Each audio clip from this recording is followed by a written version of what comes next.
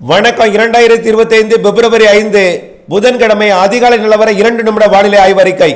அதிகாரப்பூர்வ வானிலை அறிக்கைக்கு இந்திய வானிலை ஆராய்ச்சித்துறை அறிக்கையை பார்க்கவும். இன்றைக்கு பிப்ரவரி 5 நாளை 6 2 நாளும் குழப்ப வானிலை சொல்லி இருந்தோம். இன்றைக்கு காலை 10 மணிக்கு மேல் மதியம் 2:30 மணி வரைக்கும் டெல்டா மற்றும் தென் மாவட்டங்களில் கருமேகம் சூழ்ந்து மழை வருவது போல ஒரு வானிலை ஏற்படுத்தும். ஆனால் மழைக்கு வாய்ப்பில்லை. குழப்ப வானிலை. தென் மாவட்டங்களில் நாளை குழப்பிக்கொண்டு தூறல் துளி ஒன்றென்று விழலாம். அதுதான். ஆகவே அறுவடைக்கு அச்சுறுத்தும் தவிர மழை வாய்ப்பில்லை. அச்சப்பட வேண்டாம். அடுத்த குழப்ப வானிலை வரக்கூடிய 12 15 தேதி வரை.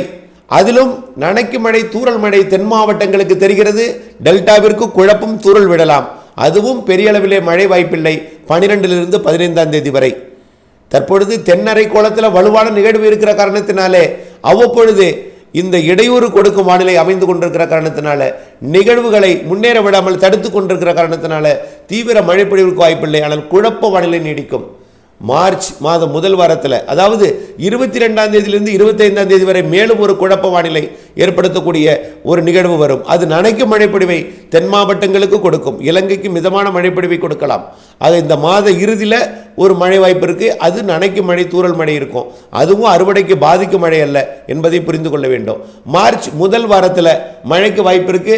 அப்பொழுது நிகழ்வுகள் இடையூறு தராது. வளிமண்டலம் சாதக அமைப்பை ஏற்படுத்தும். சூரியன் குத்துக்கதிர் நிலநடுக்கோட்டுக்கு வரும். ஆக மார்ச் மாதத்திலிருந்து காற்று சுழற்சி மழை வாய்ப்புக்கு ஏற்படுத்தும். பரவலான மழை அல்ல.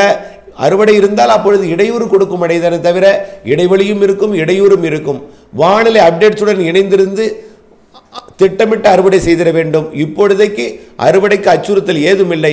அப்டேட்ஸுடன் இணைந்திருந்து விரிவான அறிக்கையை பார்த்து பயன்பெற அன்போடு கேட்டுக்கொள்கிறேன்.